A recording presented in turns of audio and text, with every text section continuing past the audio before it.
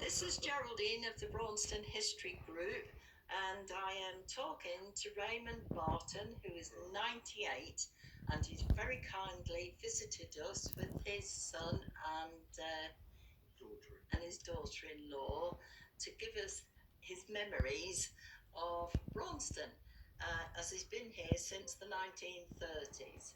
So, Ray, what are your first memories of Braunstone?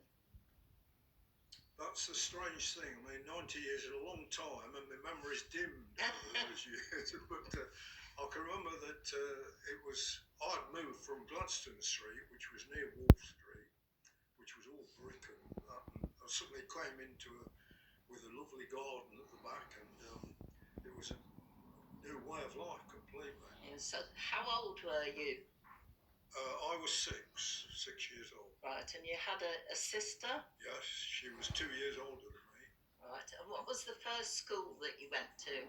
Hamlin Road.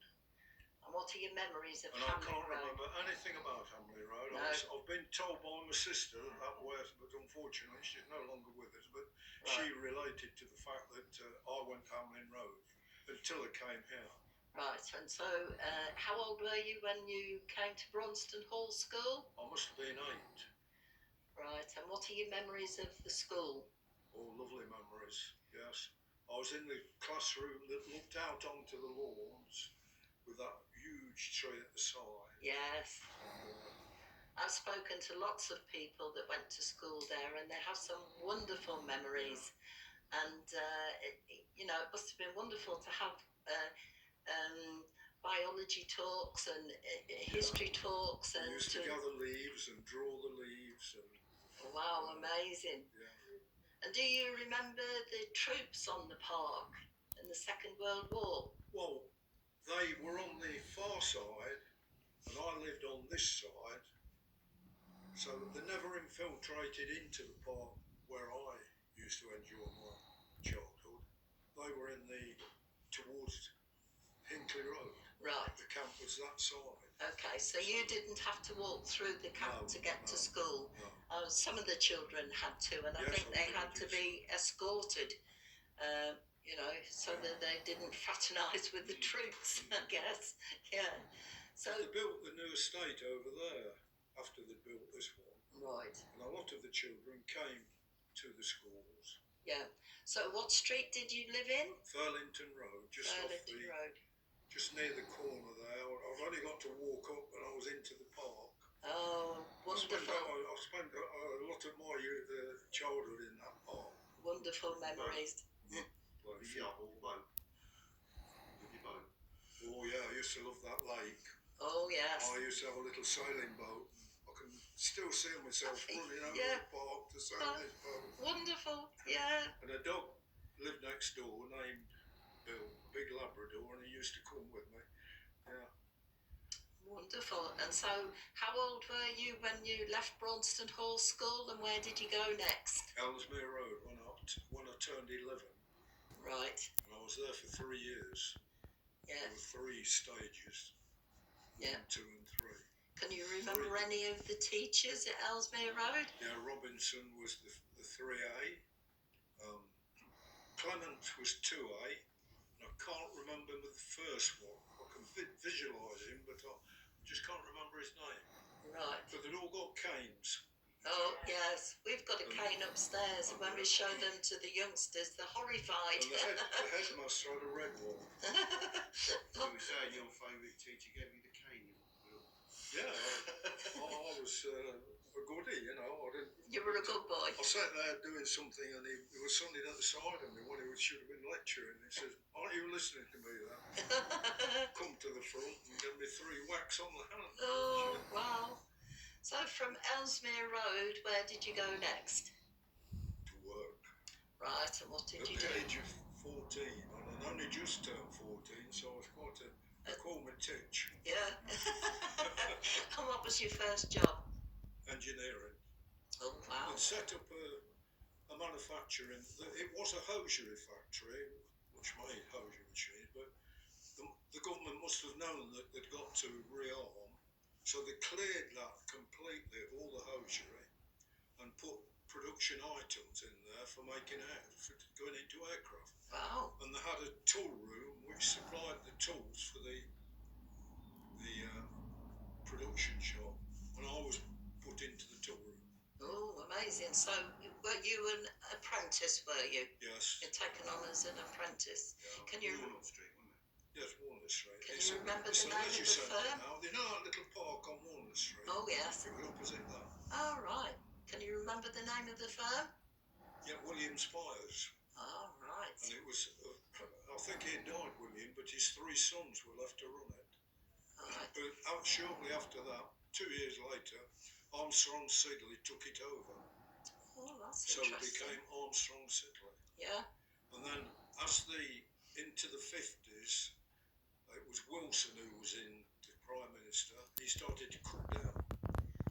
And we were moved as a tool room. There was 90 of us, moved to a place called Ansty near Coventry. Oh, where yes. there was a big project there for working on aircraft engines. So how did you travel there? We organised 3 coaches coming from different sections, and they picked us up in the morning, took us there, and brought us home at night. All right. And what hours did you work? Pardon? What hours did you work? 44 hours, I think it had gone to. When I first started at Williams Bars, it was 47 hours. And then we went down to 44, and I think by the time I left there, when I was 60, or retired at 60, it was down to 37. I don't know what it is today. Yeah, probably about the same, I would guess. Yeah. Talking about 4 days might be enough now. Yeah, yeah. So when did you meet your wife? The first time I saw her was Ellesmere School, where they'd organised a little dance. Ooh. And I went with my sister and Coleshill, who's on that list, and the neighbour, and I saw this lady girl sitting in the corner at the top, and I went and asked her for a dance. And we'd just started to learn dancing at Braunstone Hall, Oh, yes. Braunstone Avenue. Yes, There was a wooden building there. that's right, a community centre. Yeah. Yes. When we were 16, one or two of us went there and learned to dance. Yeah. Oh, brilliant. So I asked her to dance, and I didn't see her then for quite some time. And then, strangely enough, she worked in a hosiery place, and they were when you came at 18, you were subject to calling up. Well, I Right. was always reserved, fortunately, so I never actually went in. Well, that was good. I Lucky escape. wanted to go in the Navy as well, so I'd have been in D-Day, I think. So. Oh dear. Yeah. Anyway, she was redirected into engineering. She was put in the office at Williams Park. Well, it was Armstrong Siddeley's then. Yeah. And suddenly, before my eyes, there was the girl Oh, that wow. I danced with. And Yeah. she was working in the office. Oh yes, fate. We got together, and we had 70 good years together. Brilliant. She said Don Revy used to try. Oh yeah, the lads at the city then were Hernan and Don Revy, and Yeah. I used to chat the girls up because the office had a window, and they used to stand there shouting to them. Because Right. the football ground was around the corner. Yeah, yeah. Oh, brilliant. So, where are you living now? I'm living in West Knighton now. All right. Oh, you've gone up in the world. We saved for 5 years and bought this house, which was a struggle, and I'm still in it. Brilliant. Yeah. Wonderful. What year was that? 52? Yes, all that time, 1952, and we all 53 was the coronation, Yeah.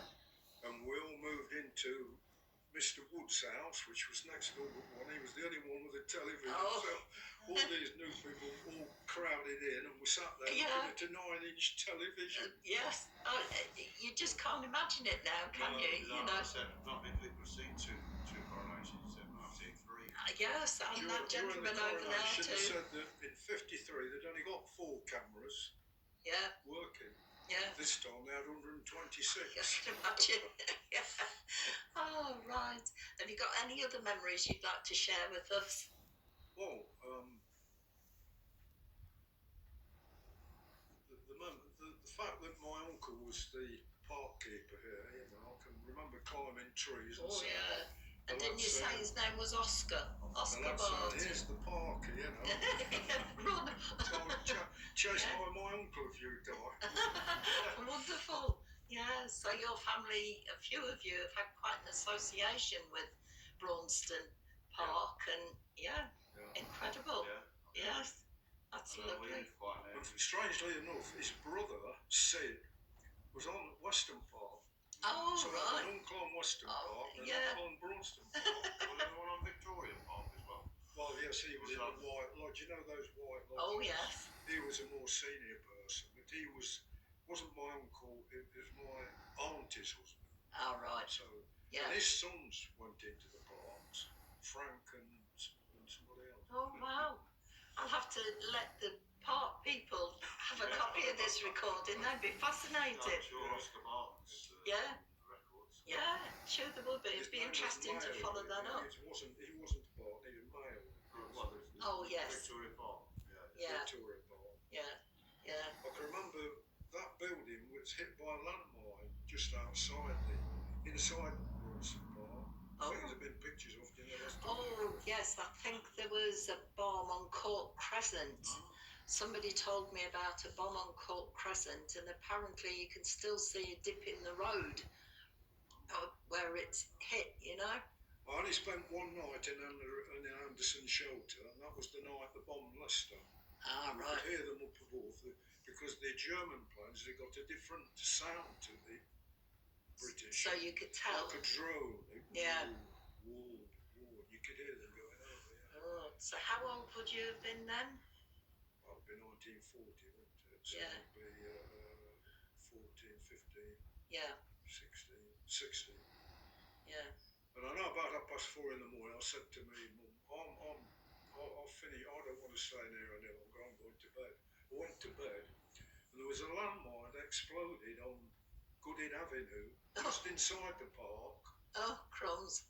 And they came down in a parachute, so they didn't make a crater. Right. As they hit, all this sort of this boom.